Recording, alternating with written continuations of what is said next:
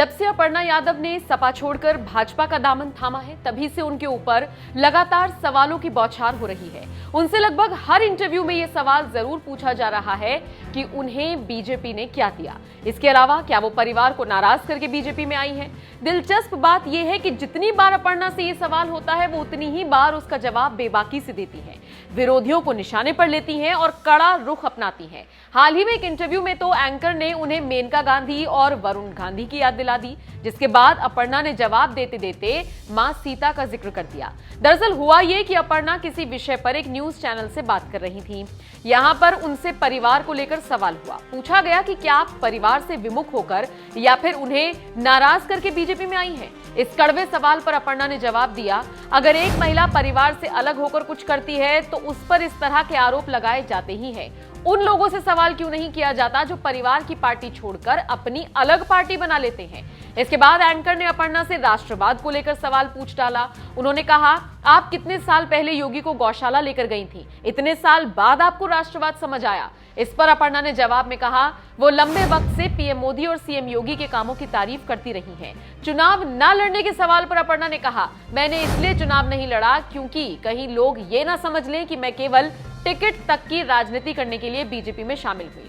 योगी आदित्यनाथ के मंत्रिमंडल में शामिल होने के सवाल पर अपर्णा ने कहा कि उनका जो भी फैसला होगा उसी हिसाब से काम होगा। अपर्णा ने बीजेपी ज्वाइन करने के फैसले पर कहा कि वो सशक्त महिला हैं और अपने फैसले खुद ले सकती हैं। इसके बाद एंकर ने मेनका गांधी और वरुण गांधी का उदाहरण दिया और कहा, आपको ये याद रखना चाहिए कि देश की सबसे बड़ी राजनीतिक पार्टी से बीजेपी में मेनका और वरुण गांधी आए थे। बीजेपी उनको खींच कर ले आई थी और अब उनका क्या हाल है ये सबको पता है।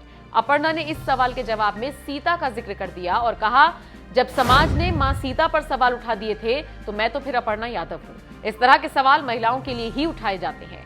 खैर, अपर्णा यादव के इन बयानों पर आपकी क्या राय है? कमेंट करके हमें जरूर। अखिलेश पर अपर्णा एक आरोप तब से लगते आए हैं जब से उनका विवाद शिवपाल यादव के साथ हुआ था। अलग पार्टी उन्होंने बना ली थी, हालांकि इस बार चुनावों में वो समर्थन कर रहे हैं। जब आपने पार्टी छोड़ी, बीजेपी का दामन थामा, तब भी ये बात उठी कि अखिलेश से परिवार नहीं संभल रहा है। अब शिवपाल यादव भले ही समर्थन कर रहे हैं, लेकिन हाल ही में एक बयान दिया उन्होंने जिसमें ये कह लीजिए कि दुख दर्द उनका बाहर आया है। उन्होंने कहा 20 से 25 सीटों का एक्सपेक्टेशन था, एक ही सीट मिली है। कैसे देखती हैं इसको? ठीक है, उनका देखिए आरोप जो लोग लगा रहे हैं उनसे पूछना चाहिए।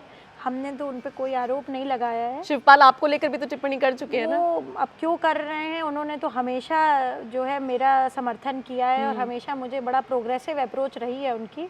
वो किस फ्रेम ऑफ माइंड में हैं, क्योंकि वो इलेक्शन लड़ रहे हैं और उनके समय परिस्थिति बड़ी विषम है, क्योंकि उनकी पार्टी को सिंबल भी नहीं मिला और वो सपा के चुनाव पर लड़ रहे हैं साइकिल पर। तो क्यों उन्होंने ऐसा बोला? ये तो देखिए राजनीतिक गतिविधियां इस तरह की होती रहती हैं, वरना वो देखिए बड़े हैं मेरे, एक राजनीति को छोड़ दीजिए, बड़े हैं, उनका आदर है मेरे मन में।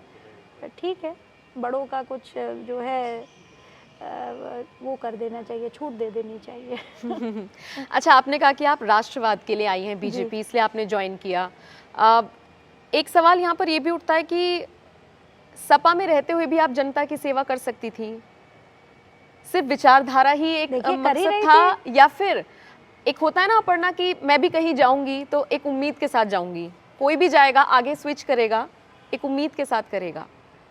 क्या उम्मीद थी? वो उम्मीद टूटी। राष्ट्र से बड़ी उम्मीद हो सकती है किसी भी युवा के लिए। आपके लिए कोई इरादा नहीं था कि मुझे भी किसी सीट से टिकट मिले? पहनने के लिए कपड़ा है, खाने के लिए रोटी है और अपर्णा यादव को सेवा करनी थी।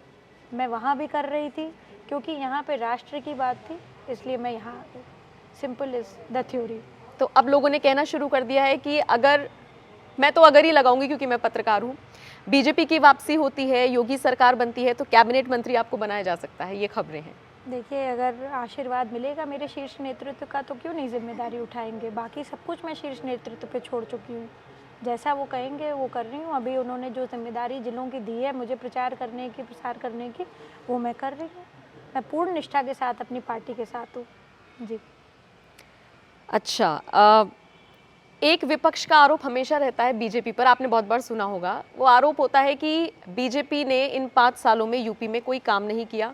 लगता तो मोदी सरकार पर भी आरोप कि कुछ काम नहीं हुआ, सब प्राइवेटाइज कर दिया, मंदिर मस्जिद के ये मुद्दे रह गए हैं।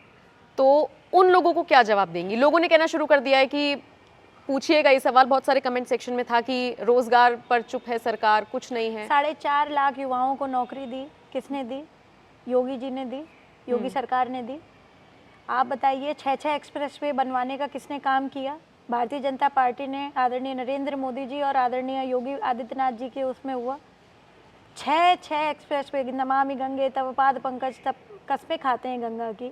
नमामि गंगे जो हमारा प्लान है भारतीय जनता पार्टी का, चाहे वो रिवर क्लीनिंग पे हो, वो सारी चीज़ें हुई।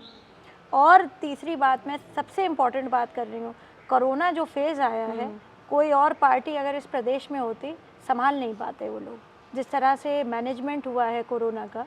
क्योंकि इट वाज पूरे, मतलब एक तरह से आप देखिए, चाहे राशन बांटने का काम हो सरकार का, देखिए उसमें स्वयंसेवी भी बहुत सारे लोग लगे थे, पर राशन बांटने का काम हो, लोगों से यहाँ से वहाँ पहुँचाने का काम हो, एक स्ट्रिक्ट व्यवस्था रखने का काम हो, एडमिनिस्ट्रेशन हो, ये सारी चीज़ें जो है योगी जी की सरकार में हुआ है। महिलाओं के लिए कितने अच्छे काम हुए हैं, चाहे वो केंद्रीय हो, चाहे उत्तर प्रदेश की जितनी भी व्यवस्थाएं हुई हैं, चाहे वो उज्ज्वला योजना के तहत हो, चाहे वो आपको डबल राशन मिलने का काम हो, चाहे आपको जो है जो शेरनी दल बने हैं अभी। आप ये बताइए ना, प्रधानमंत्री जी तो बार बार इस बात को कह रहे थे कि कोई भी व्यक्ति हम पे टिप्पणी करके देखे और हमारे कामों की लिस्ट उठा करके देखे, अपने आप फ़र्क साफ हो जाएगा। और मैं बताती हूँ, ये विपक्ष का आरोप हमेशा लगता रहा, जो आप कह रहे हैं मस्जिद और मंदिर वाली बात, राम मंदिर का जो इशू था, ये जब भी उठा तब सरकारें और औरों की थी, मगर बनाया किसने और बना कौन रहा है? ये राम मंदिर इस सरकार में बन रहा है, भारतीय जनता पार्टी के उसमें उसका फाउंडेशन स्टोन रखा गया है। ये एक बहुत ही गर्व और हर्ष का विषय है सारे ही राम भक्तों के लिए। और राम सिर्फ एक धर्म का नहीं है, राम एक आस्था का प्रतीक है।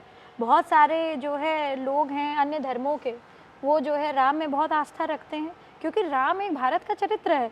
ऐसा हर आदमी, हर बेटा जब पैदा होता है घर में तो कहते हैं राम जैसा बेटा पैदा हो, क्योंकि बेटे के रूप में आदमी चाहता है कि राम हो, पति चाहे ना चाहे, मगर बेटा हमेशा चाहता है कि राम जैसा हो।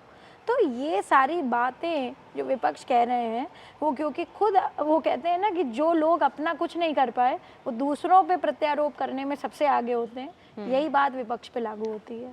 जी अच्छा, प्रधानमंत्री मोदी अखिलेश के समाजवाद को फर्जी कहते हैं। आप चूंकि समाजवादी पार्टी में रही भी हैं, यादव परिवार से आप आती भी हैं, आपने तो नेताजी का समाजवाद भी देखा है और अखिलेश का भी देखा है, क्या फर्क पाती हैं? मैं आदरणीय प्रधानमंत्री जी का जो राष्ट्रवाद है, मैं उसके साथ हूँ, पूर्ण निष्ठा के साथ हूँ, और वो सारी बातें अब मैं पीछे छोड़ आई।